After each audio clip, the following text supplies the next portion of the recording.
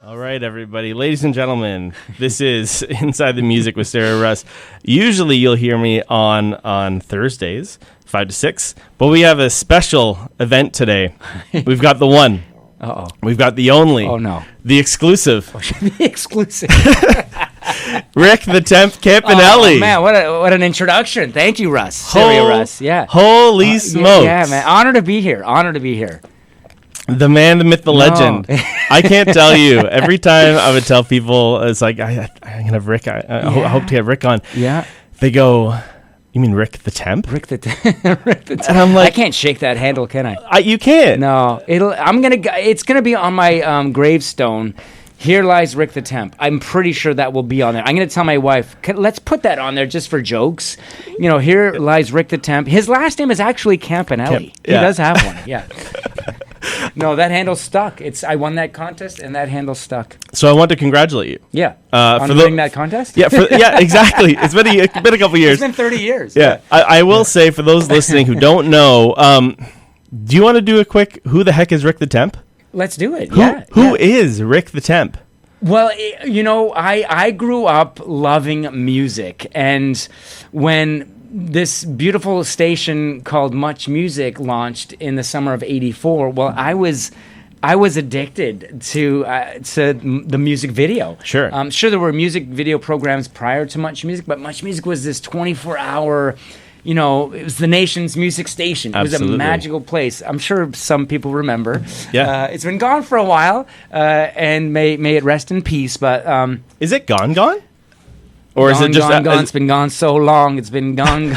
Woo! Okay. We're going way back. That's an old song. I know the track. That I'm sure CFMU used to play back in the day. Yeah. Canadian band. What's the name of the band now?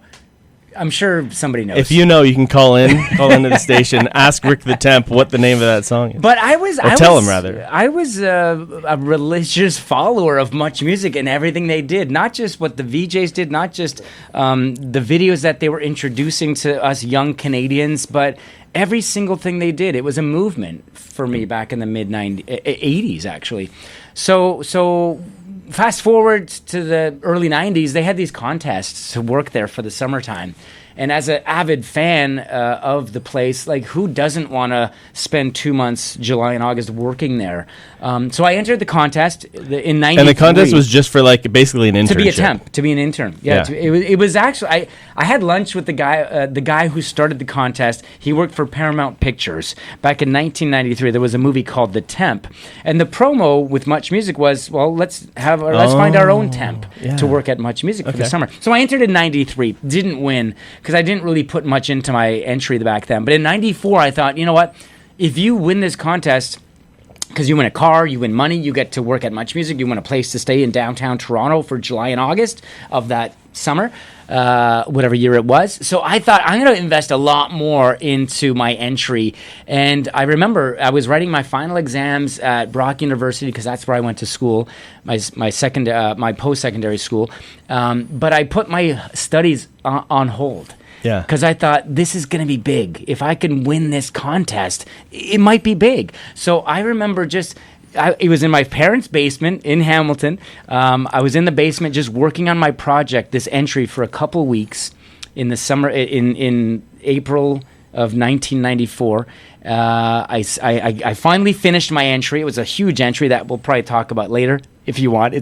I sent it in to MuchMusic. The next thing you know, Erica M., one of the VJs from the 80s and the 90s, was there, coming back from a commercial break with my entry. Oh my gosh! Sorry, are you watching this happen live? I'm watching this now live at home. How old are you at the time? I am 24. Okay, yeah, 24. So you're like pretty young, like shaking a little bit. Yeah, I was pretty young. I was just graduating from university. I was ready for that next chapter in life, and I won the contest. I won the contest. That changed my life. I was going to become a teacher. I was going to follow in the footsteps of my older siblings and become a teacher or some sort of physiotherapist, because I was going to school for phys ed. But this contest, winning this contest, getting my foot into the door of this magical space that MuchMusic was, that environment that so many things happened in, well, now I'm there. in the summer of '94, and there's no looking back. There's no way I'm not gonna parlay this into something bigger. Yeah. And the rest is history. I just did everything that they wanted me to do. I would do things that people said no to. Do you have an example of that? I would go fetch coffees. I would go back in the day. They were using Betacam tapes. It wasn't digital, obviously.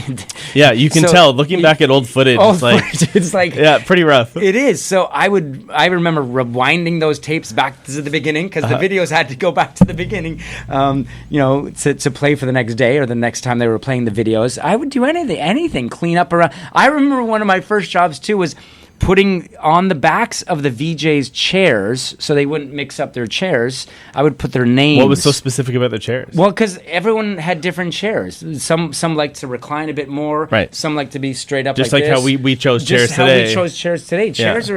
it was a special job, and they anointed me to do that job. Oh, putting the labels on. So cleaning the chairs up, polishing the armrests. So stuff like that, Russ, I'm talking about. Nobody wanted to do that stuff. I wanted to do that all the time if they needed. I love that. And I Hard work, I think part of this interview here is like obviously getting to know you, getting to know what you're up to today, but also like going back as a retrospective, because for people in my generation, younger, a little bit older, MTV, MuchMusic, the whole thing was a mystery. Yeah. You got like an hour and a half of Rick, the Temp Campanelli in the afternoon. And he looks so on Video Flow, yeah. He looks so cool, and he's got the wristband. My wife wanted to know if you still have the wristbands. I had a collection of so many wristbands. I guess in a way it was one of my trademarks. I don't know, the soul patch, many different things. But I just loved wearing wristbands. You know where the wristbands started? When I was really young, like 4, 5, 6, I got into soccer. And I was always the tiniest kid on the pitch. Yeah. Like I'm a small guy, 155 soaking wet. My wrists, and still to this day, I've got the skinniest wrists. I was a little, my self-esteem maybe took a little hit, So I put wristbands to cover my wrists. Interesting. Yeah. I played tennis as well, and it helped. Interesting. So there was a functionality, but there was also like a safety. Yes, in the wristband. Made me feel better. Yeah. But then I just I thought they looked over time. I thought they looked cool. They were colorful. They were getting bigger. They were designs and images on them. So I just you were hitting it right at the same time. I was like, I know so many people who wore wristbands just because of you. Yeah. So I have this shoebox collection of wristbands, and then when I started my new job at ET Canada, when I was leaving Much, I because everyone would joke with me about my wristbands. Oh, okay. I gave them a lot of them away to my new coworkers. I would even bring my wristbands because I used to do a lot of work for World Vision, and we'd travel to underdeveloped countries, mostly Africa. So there are some kids in Africa right now, in Uganda, Tanzania, Kenya. I was going to ask which countries. Rick the Temp wristbands. That is super cool. Yeah. That is super cool. I had so many, and you can't wear all these wristbands. So I gave them away. I love it. Yeah, I should have brought one for you today. You know what? That's okay. Next time. For those listening, this is Inside the Music with Sarah Russ. In this show, we bring on local musicians, artists, and we get inside. And we're getting inside Rick the Temp's brain here a little bit. And before the episode, we threw on a Bowie track. Yeah, man. Yeah. So I asked you, what songs you want to hear. Because this show, how it works is the guest pick the song. I haven't picked a single song on this show. Oh, you don't get to play your own music. It's all the guests' unless requests. the guests request. But no. Similar taste that you have. Yeah, in which case I'm like, let's do it, right? So you picked Bowie. I picked Bowie. So I know you from obviously like the 90s, 2000s. So in my brain, you're like synonymous with like the Britney Spears, NSYNC era, but it sounds like, your roots of music go further back. You know what? I love all genres of music. Sure. You have to. You have to. It's a universal language. Music. Every type of music. Every style of music. I listen to many different radio stations to this day. I work for one. But Bowie, the Stones, the Beatles, Jackson Browne, a lot of these other artists I would listen to as a young kid because my older siblings were listening to these bands. Now I'm also gonna bring in the Bee Gees. My sister was big on the Bee Gees and Olivia Newton-John and ABBA and all these other wonderful artists. ABBA still hits. ABBA's still great. Hits, ABBA still right? hits. Don't they ever?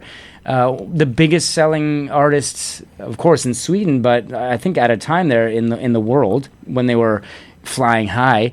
But I just love all sorts of music. Musicians are making people happy around the world. Yes. Even the boy bands, they're making a lot of people smile. I grew up at a time where I was predestined to hate them. Yeah. But as I got older, it's you just love what they were doing.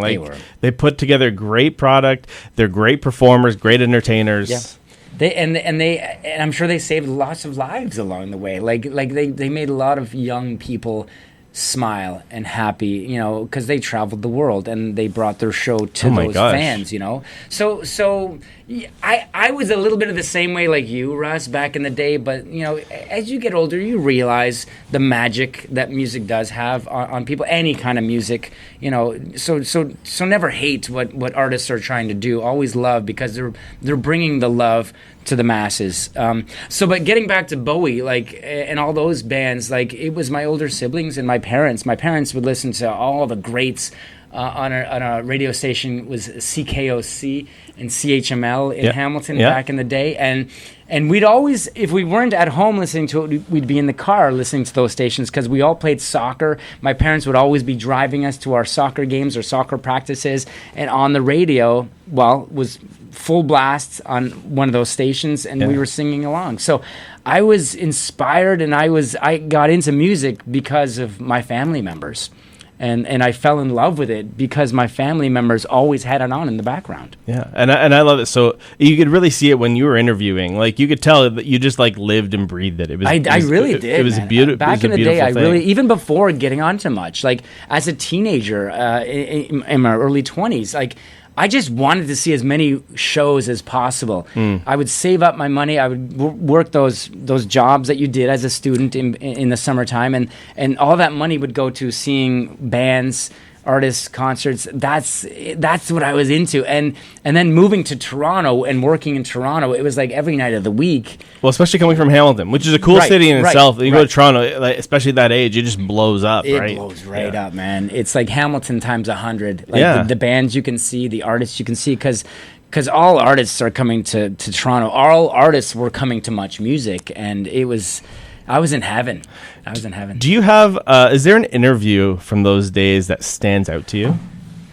Yeah, moving a little forward now to the bands that I would have done anything for. The Chili Peppers, Stone Temple Pilots, Pearl Jam, Nirvana, Foo Fighters, that genre. So when the Chili Peppers came in for the first time as a collective, all four members, because they had come in many times before, it would have been Anthony and John, or Anthony and Chad, or whoever. Flea would come in with whoever. So, but all four of them, Anthony, Chad, Flea, and John Frusciante, all came in to promote the album By the Way. 2002, I guess that was 2001, 2002. Yeah, it doesn't seem that long, but no, I think your timeline checks out. Yeah, and they sounded great the other night at Bud Stage. I went to go see them. Did you go? Yeah, I had a couple. They were friends playing a few of those tracks from that album. They still sound so good. But anyway, when they came in, and I was assigned that interview with Live at Much for an hour, it was that's one of the top 5 for sure. What about it? Was it just their energy? Was it what they brought to the interview? Was it your excitement for it? It was a combination of all sorts of things. The environment was packed with Chili Pepper fans. Sure. Because that's what we did. We brought the fans to their bands. We brought them this close to their icons. Rick, I'm sorry I didn't bring any of your fans today. I'm really sorry. No.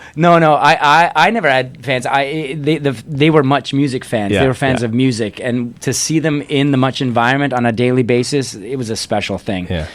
They weren't there for me; they were there for the music. So I'm just kidding. And that's why I was there in the beginning too. It was the music. It was not one person or one thing. It was everything as a collective happening.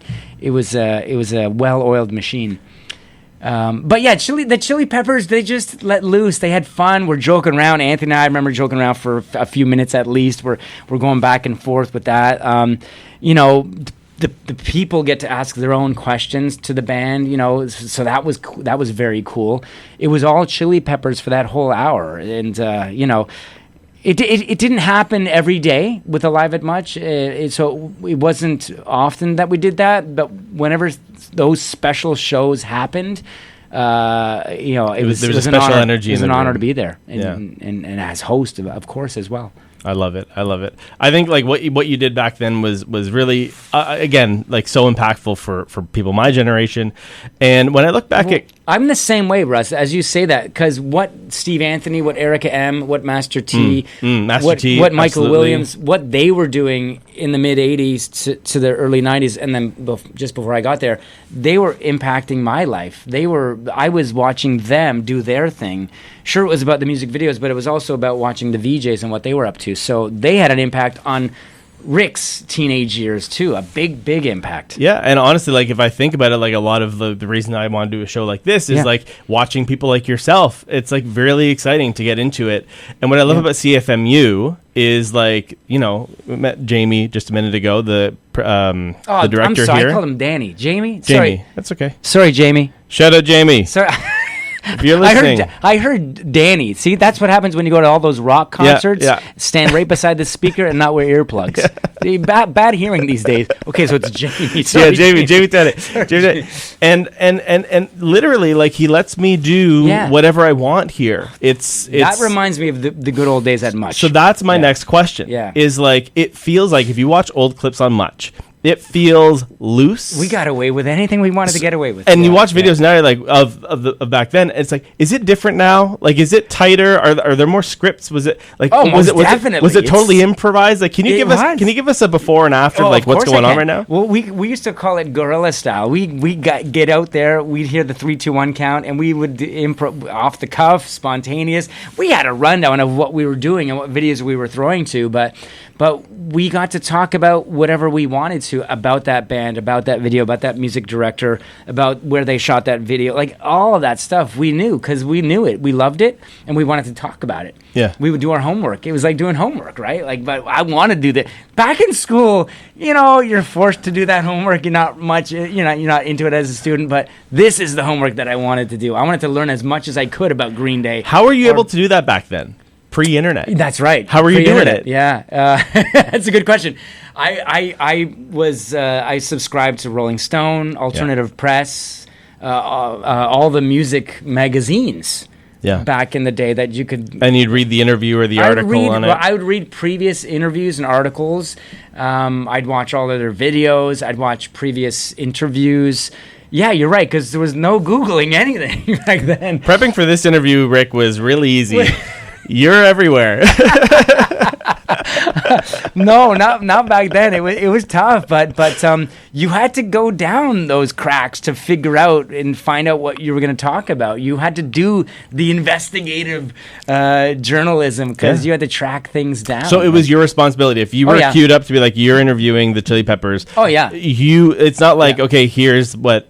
No one's doing your homework for you. You're finding yourself. The latter years, you'd work with a producer and you'd come up with questions. You'd come up with ideas, of course. But when I first started, especially for the smaller interviews, like because we had bands coming in every other day, so you prepare yourself. You'd come up with the questions. Nobody wanted to screen them or go over them. They trusted you. They are hiring you. Yeah. So if they're hiring you, they sort of trust you for this job. They know know that you know what you're talking about. So that's. And shout out to Denise Donlin who hired me all those years ago. Like I still keep in touch with Denise these days, and if it wasn't for Denise hiring me that would have been early '96 is when I actually went on air as a VJ because winning the Temp contest.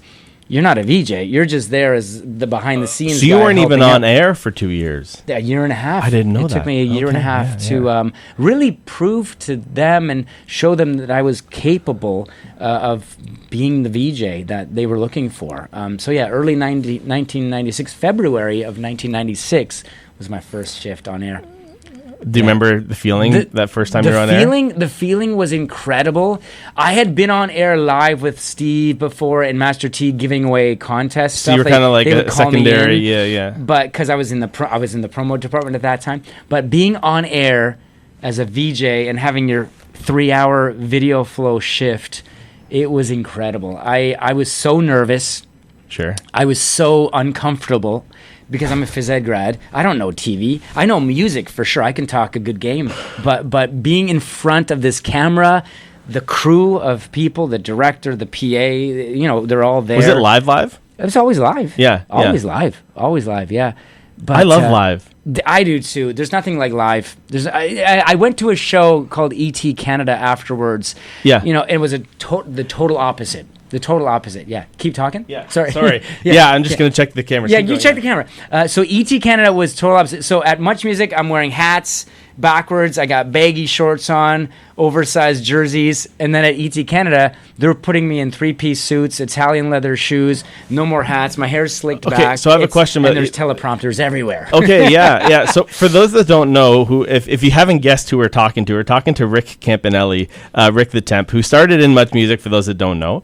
Because there are younger people who aren't aware. For sure there are. Aren't aware. It was such a long time ago, right? I'll mention like Rick Campanelli, and people our age go like, who's that? Oh my God, that's amazing. And then the younger people are like, I don't know that person. I'm like, okay, so now I'm sorry for bringing that up. No, that's just the way things go. It's fascinating. Don't apologize. So you went from MuchMusic, which was like, here's the camera, let's go live, to your words right there where they put you in suits. So like you had to wear, because... But it felt like a natural progression for you because you look good in them and this and that. And like, I appreciate that. Did you have a stylist or did they just like, how did that go? We had stylists, we had makeup people, we had hair people. Yeah. It's like, what is going on here? Like I'm coming from the playground that I call MuchMusic. It was like a CFMU. We're like, let's do this thing. Let's do this. Let's go. And now, because E.T., if you remember, E.T. is the granddaddy of all the entertainment news magazine shows. It's like the big one. E.T., Mary Hart, John Tesh, like all these big names, because they started it. So you got to follow in what they're doing in this LA show, because they went around the world with their franchise. So now we're up here in Canada doing. So they wanted to look exactly like how they were doing it down there. They wanted the delivery to be exactly. They even sent me to Mary Hart School of Delivery. In LA for a few days. I had to learn how to talk. The enunciation, or what was it? All that. The enunciation, the pacing of things, the pitch, the volume. It's crazy to think that, right? Like, here's this guy at no training at all at MuchMusic, and I talked a mile a minute. Now they're trying to slow me down. Over enunciate, not just enunciate, over enunciate, so people, slower, bigger. It was so strange. Yeah. So did you get used to it? Yeah, after a few years of doing it. Yeah, I guess so. You were there for a couple, I was there for 12 seasons. Yeah, longer than I was at Much. Wild. Yeah, it was wild. It was a wild ride. What's a teleprompter like? Oh. The teleprompter, we weren't using them at Much. We never used them at Much. It didn't seem like it. No. And I like that. We had everything memorized or in our heads, and we just, you prepare as much as you can, and then you just let it all go. So at ET, we have all these cameras with all these words on them. But I got used to it. I got used to it because I was making it as much me as I could. I was making it natural sounding, because you hear someone reading a teleprompter, and sometimes you could tell they're reading that, and that was me at first because I wasn't used to working with these machines. So you gotta find your own way of delivering, and I think maybe my second year hopefully is when I made it all sound right and natural, and it's like riding a bike. You just once you get it, you get it, and you just ride off into the sunset and you perfect it. Yeah, and also I think you had a lot of I don't know the word I'm looking for, but a lot of people knew you.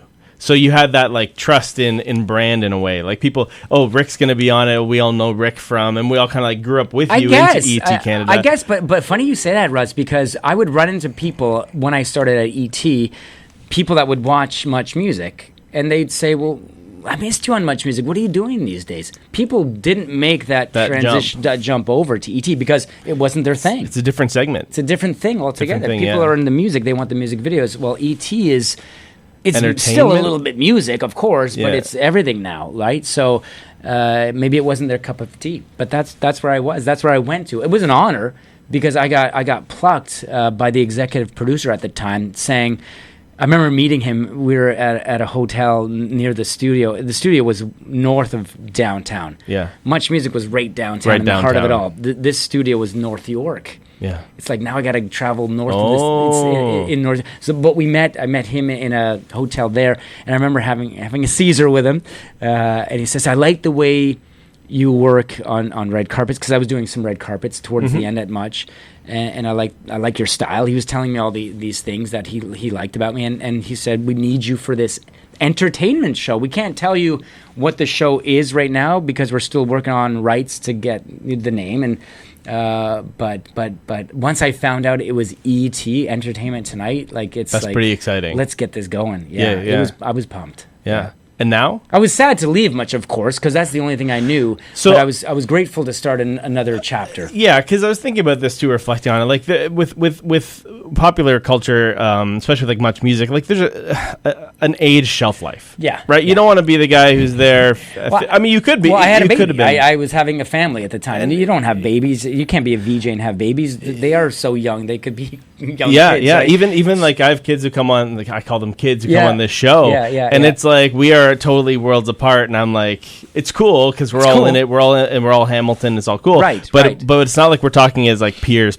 I'm talking as like kind of like an uncle, which is cool, but on MuchMusic that may not have been what they were looking for, and a natural progression for you. That plus the other thing was it wasn't the place that I fell in love with all those years ago. It wasn't the same place. Places change. People change. Places change. Yes. Different approaches to things. It was becoming more corporate, and I felt that this was long before the Bell Media takeover. But I felt a change, and it just felt it wasn't this. Denise had left years prior. Yeah, Denise. If you don't know Denise Donlan, Google her and how she got into music. She was a very strong, independent female figure. That was very much needed at the time. Late 70s, early 80s. Into the later 80s. Then becoming in charge of the nation's music station. Wow, she's behind so inspiring. the scenes. I would never heard of her. No, never right? heard her name, but she made it all happen. She made it all happen. Wow. She made it all happen for me and my generation, anyway. So similar. Yeah. I forget what we were talking about that got me there, but places change. It wasn't the same. I knew I needed to get out of there. I needed to take my next step, and I was so grateful that I was able to do 4 auditions for different shows at the time. I think one was on CBC, CMT, one was for ET, and then there was another one in there. But at least I was honored to be given those opportunities to audition for my next chapter in life. Well, here's a question for you then, because like from what I know about you, obviously, like really nice guy, and I know your family. I know Lorenzo and Reno, your father. Yeah. And like, if anyone knows any of the Campanellis, like they're just the nicest people. So we just treat each other the way we want to be treated. It's very simple. I think Jesus said that years ago. Like, just treat your neighbor, your family member. Just treat them the way you want to be treated. It's that simple. And I know you didn't use this intentionally, but like how much do you think being like a good, nice person has helped you in your career?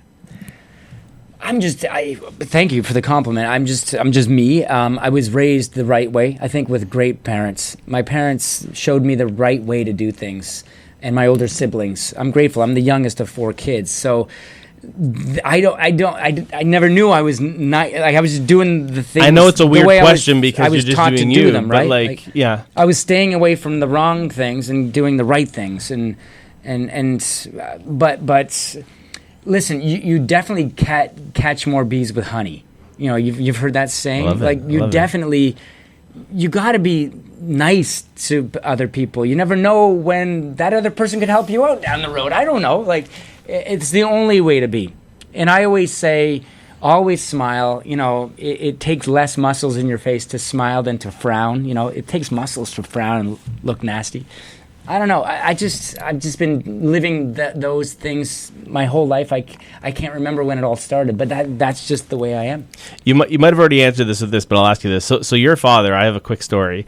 So I went for a bike ride with your father once. Okay, yeah. So me, Lorenzo, and your brother. They do those Sunday morning rides. So we went out to which direction? Brantford. We went Brantford. Falls? We went Brantford. Brantford. And your father came like part way, went to Dundas. He was 81 at the time. Yeah. He's 88 now. Yeah, so maybe he's even older. Yeah. How does having a father who bikes like your father does and walks like he does at 85? How does he inspire you? He's my best friend. I do as much as I can with my dad. Like whenever I'm traveling, I ask my dad first, "Do you have time to come with me? Do you want to? Let's go." Like we went to New York like a few weeks ago to see the last production of the Huey Lewis and the News off-Broadway show, Heart of Rock and Roll. I asked my dad like the night before, I think, and he said, "Let's go. We're going to leave 6 a.m. the next morning." We drove down to Manhattan. We saw the Yankees first, then we saw the play, and then we started coming back. We stopped over in Pennsylvania because we both needed rest. It's a long drive. He came with me. He doesn't say no to anything, and that's sort of like me these days. I want to do as much as I can do if I can do it. But my dad, and even my mom, I lost my mom back in 2015, but my parents have always been so inspiring. Like they do it all, and they've shown their kids that they can do it all. And if they can do it all, we can do it all. You can do what you want in life. And my dad always said, like, the mountain, it's not going to move to you. It's not going to come to you. You got to go to that mountain. I'm sure he's maybe told it to you too, Russ. You got to chase your dreams and goals. Nothing's going to fall in your lap, and nothing's fallen in the Campanelli's lap. We've made everything work for us, and it's taken a lot of hard work. So I'll never forget my dad saying that line, and I bring it up a lot. If you want something, you got to go out there and get it for yourself. The mountain's not going to come to you. You got to go to the mountain. It's brilliant, and he's so inspiring. It's like he's 88. He still rides his bike, like you're saying. He still is very active. He goes for long walks. I saw him the other day at McDonald's, just reading his newspaper. Every time I see him, I go and talk. I don't think he ever remembers me. I'm like, "Hi, I'm a friend of Lorenzo's." He says, "Okay, what's your name? I'll write it down and tell Lorenzo." Like, well, he does have his little pad of paper, and he writes his notes down. Yeah, because he wants to remember as much as he can. He's got his little. Whenever we travel, he's writing in his journal. "Oh, we stopped over here this morning. We had breakfast at this beautiful ma and pa breakfast, like this greasy spoon." He'll take notes. He wants to remember everything. I love it. He's a great guy. Yeah. He's a great guy. What was it like? We usually stop for like songs, but you cool just chatting? Yeah. Of course. I love to chat. Cool. Yeah, it's the same. I think we found a good spot. I love listening to music, but I love to chat as well. Yeah. And for those listening, this is Rick Campanelli, Rick the Temp, Rick. The one and only here on Inside the Music with Stereo Russ. You can find him on Instagram, all that good stuff. We do that too. Yeah, you're on Instagram. Rick _Campanelli. Yeah. Rick _Campanelli. I think there's an imposter out there, or I think there's someone that stole the Rick the Temp handle. Yeah. So that's out there somewhere, but not me. It's Rick _Campanelli on Instagram. Look him up. Yeah. Look him up. And so you are like I would say a Canadian icon. That's what people were quoting to me when I was preparing for this. I just had a job to do. Like we all have jobs to do, and I was fortunate enough to be one of the people that had a job on MuchMusic. Yeah, it was a staple as when we were kids. It was a staple in my life. It was the so to work there to hear music. You had like your CDs that you bought and MuchMusic and like the radio stations. That was it. So like you meant a lot to all of us. And so you come from like a traditional working class family, kind of just like myself, but not in Hamilton, but in Hamilton. And now all of a sudden in your mid-20s, you are becoming this Canadian icon.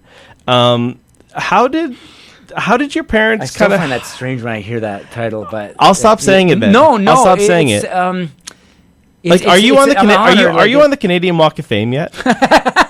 No. No, I used to host those a lot, but you're getting one. They're not going to give one to Rick the Temp. No, I'm going to call him up. No. Oh, Russ, you're too kind. But yeah, kind. How did your parents kind of help you through all that? I think we were always grounded. We were always, growing up. like I said earlier, we were taught to do things the right way.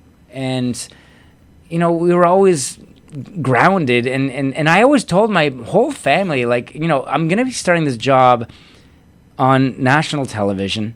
Some people may be watching. If I ever change who I am, you let me know the second that you start noticing any changes. Kick my butt, do what you slap me, like do what you just. There's no need for that. There's no need to change the person you are when you're on TV, because I've seen it. Trust me, I've seen it. I've been doing it for a long, long time, and I know people before they go on air, and then they're plucked out and they get noticed, and then they go on air, and it's like they need to change for some reason. I don't know why, but you see it a lot. I never wanted to go down that road of changing who I was. I was always going to be Rick Campanelli, and no need to be anyone else. They hired me for Rick Campanelli, and that's that. Interesting story. I'll tell you this. Denise wanted me to get more of an edge when I first started. She says you're too nice. You need more of an edge. You need more. You got to be harder. Did she give you tips or just how do you become harder? I don't know. I've tried my whole life. I got a couple tattoos. It's not working. I got an eyebrow piercing. Yeah, and you got French tips. What do you also? I got the frosted tips too. Oh yeah, frosted tips. That's right. So no, like how? Like French tips are nails. Sorry, frosted tips. Yeah. My bad. But she comes to me with this request, and it's like, how do I do that? I'm just me. Like okay, like sure, the confidence levels get there after time, and I needed the confidence because I was lacking the confidence and the comfort levels. So hopefully I got smoother as the days, weeks, and months went on at MuchMusic. But Denise, if you're listening, I hope I found that edge that you were looking for. Let's hope so. I don't know. I think you had just enough. You were right. You were palatable and also very cool. Oh, I appreciate you threaded that needle. I think that was part of your success. Man. Oh, I appreciate that. Yeah.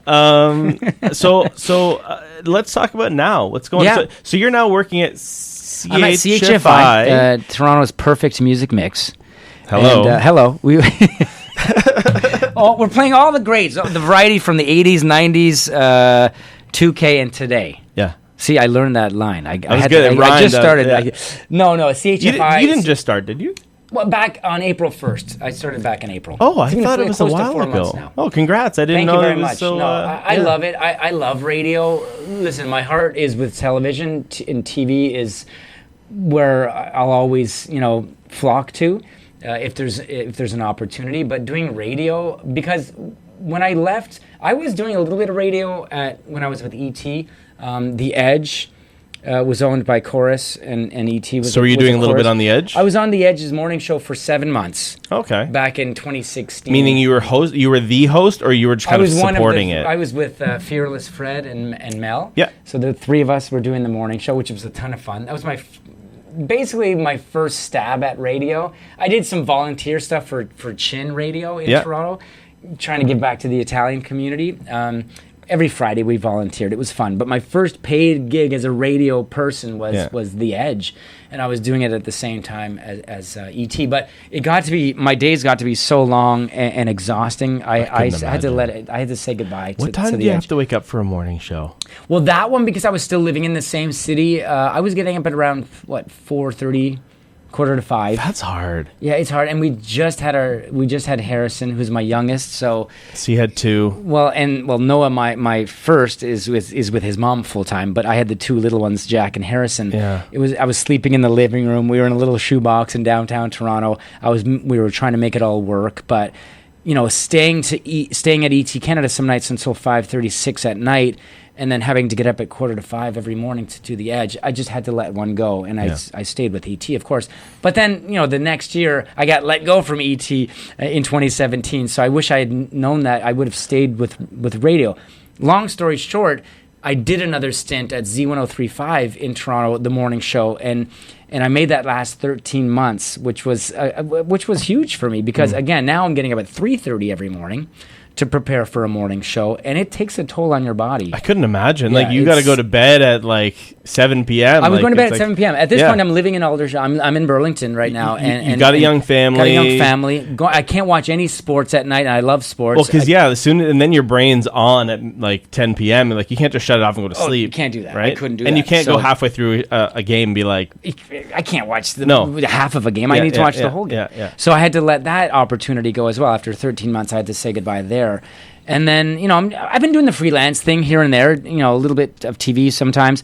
But then CHFI reaches out to me, and CHFI is like this iconic Toronto radio station. We're talking iconic. Ted Rogers started this back in the late 50s. The CHFI 98.1, this is a station that I'm sure most people have heard of. And if you're not listening to the station, you've heard of the station. It's in there. It's a legendary radio station. And you can't say no to opportunities like that. So and it's drive time. And it's drive time. I get to sleep in the morning. Check. And it's live. You're not driving during rush hour. Check. That's true. But when I'm leaving the station, rush hour traffic, it's still there because the Gardner being worked on now. Yeah, it's still there because I commute back and forth.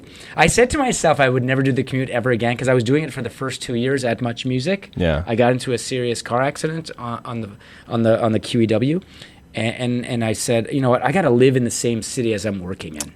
Right. So that's when I bought my first condo in Toronto. But now I told my wife, listen, Angie, we might have to move back to Toronto. She's saying, there's no way we're moving back to that city. No, it's not the same city. There's too much going on right now. So I do the commute. I do whatever it takes. So yeah, the commute it's been challenging. I can only imagine. But what are you gonna do? Is it as strict and structured as ET Canada as far as like what you say on air? Is it more ad libbing? No, it's a lot of ad libbing. I have my co-host Brooksy and I. We do the show together. Brooksy is fantastic. She comes from radio. She's great. I'm in great hands with Brooksy. So she knows exactly what we need to do every break, even if the break is 6 seconds. What does that mean? Things you have to do. And I'm asking because I'm taking notes right now. We can't get big into our topic of the day if we have 6 or 7 seconds. Yeah. So we're just and with the afternoon drive, as you may or may not know, it's just like, continuously moving forward. Like, keep the music playing. The people are driving home. They just want to hear the good music. They don't want to hear a lot of talk. Talk is more for, I guess, the morning radio shows. Yeah. But afternoon drive home shows are more like, the people are in their car. They've had a long day work. Play the music that they love, that they remember, the familiar tunes. Yeah, like put them in a good mood. Yeah. So we're going from the end of one song into the start of another song, and we got to be quick. We got to know what we're talking about. It's factual sometimes. Do you write your own hits? Like, do you write your own like? Well, yeah, we very loosely. We'll say we want to talk about this subject matter here. In that break, and we'll just banter and go off each other, and it's always nice. I always love working with someone because you can play off that person. Having a co-host has been my favorite thing, rather than doing it individually. I've done my own show once or twice here, like where it's just me, just you, and it's like it's like a vacuum in here. Yeah, like, is this mic on? Am I alone? Right. Oh my god, I'm so nervous. It's like weird. It is different. I prefer working with someone. I've always worked with someone. I love working with other people. It's more fun for me. More fun. I don't know. Yeah, you play a lot more with that other person. You never know what they're gonna say, so you always have to be on your toes to react or respond. So I'm grateful to have been given the opportunity to work with such a pro in Brooksy, and it's been fun times. It's fun times. I'm excited for you. So 30 years ago, last month, was your very first foray, and I want to say congratulations to that. Of entering that contest. With MuchMusic. Oh, sorry, of on air, yeah. Yeah, well, yeah, I remember you made a post like 30 years ago. Yeah. And then now you're on air doing radio, and I'm just I'm thrilled for everything that you've got going on. Yeah. Like, really excited. Kind of, you don't realize, but you're kind of growing up with these people that you see in the media, right? So it's like it's nice. Like, I appreciate we're getting it, older. It's like it's exciting. 40 years ago, Russ, I was right here on this campus. I went to high school on this McMaster campus, a high school called St. Mary's. Yeah, so I don't understand that. So St. Mary's High School used to be on the McMaster campus. Oh, okay. in the corner by Coots Paradise in Maine there. That used to be a high school, and that's the one I attended. And that field that we used to play soccer in with that beautiful big tree, well, it's a parking lot now. Everything's a parking lot now. Yeah. Pave paradise. Put up the parking lot. Joni Mitchell. But yeah, everything is. But and can I just add one more? I know you probably have to get going here from your show, but can I just add one more story? Yes, I was. The building that we're in, and I've never been down here to your beautiful radio station CFMU, but the building across the way, I think it's the library, which is next door here, or it's just the library is close by. Okay. To put myself through university, and of course my parents helped me financially, but I wanted to do a little bit of hard work myself, earn a buck to take care of the books or whatever. So in the summers of 1990, 91, 92, I would remove asbestos. So my father came over as an immigrant from Italy, and as one of his first jobs, he's an insulator. So he would be, putting in the asbestos, because back then you didn't know asbestos was bad for you. No. They were covering pipes with this deadly asbestos. And all those years later, as his son, I was removing it. So we would make sure we were well prepared, hazmat suits, oxygen masks, whatever. But that McMaster library, at one point in the early 90s, I removed all the asbestos. Nice. With a team. There was a team of us, but it brought me back here to so I like to think that I've saved a lot of lives. You did. Students that I go know to what you're McMaster. getting at. You're looking for a thank you. No, I'm not looking for any thank yous. I just think it's a pretty cool story that building right beside yours asbestos free. Filled with, it's asbestos free these and days. And you can thank Rick Campanelli. Rick the Temp. On your tombstone? On my tombstone. Rick the Temp, asbestos removal specialist. Rick, I just want to say again, it means so much to have you come on the show. Russ. Thanks for having me This was super exciting. My pleasure. Just like I started the show about a year ago, and good for you. Congrats. And to say, like, if I were to say to myself, like, hey, in about a year you're gonna be chatting with Rick Campanelli, I'd be like, you're crazy. Oh, it's no big deal. It's no big deal. I just have a job to do, and I'm just like everyone else. I love it. But thank you for having me on. Thank you for coming on. Thanks for playing that Bowie song earlier. I was going to ask, actually, what do you want to roll up to? What song do you want to hear? Oh, man. Do you... I always loved talking with Dave Grohl from Foo Fighters. I was a big Nirvana fan. I actually caught his drumstick at the In Utero tour in Buffalo when I was a student at Brock. We'd go over. So when I first met Dave, I brought in his drumstick. That's he signed it for me out of the time capsule. And I don't do that often. I don't get autographs. I'm not that kind of guy, but I needed to do it because I was such a huge Nirvana fan and now Foo Fighter fan. So if you have anything from Nirvana or the Foo Fighters, you pick the track, and I will gladly listen. Well, let's play In Bloom then. Yeah, man. That's a good one. Okay. Oh, dude, yeah. So everyone, this has been Inside the Music with Stereo Russ. I hope you all have a great afternoon. Rick, thanks again for coming on. My pleasure, Russ. Thanks for having me. Everyone, have a great day.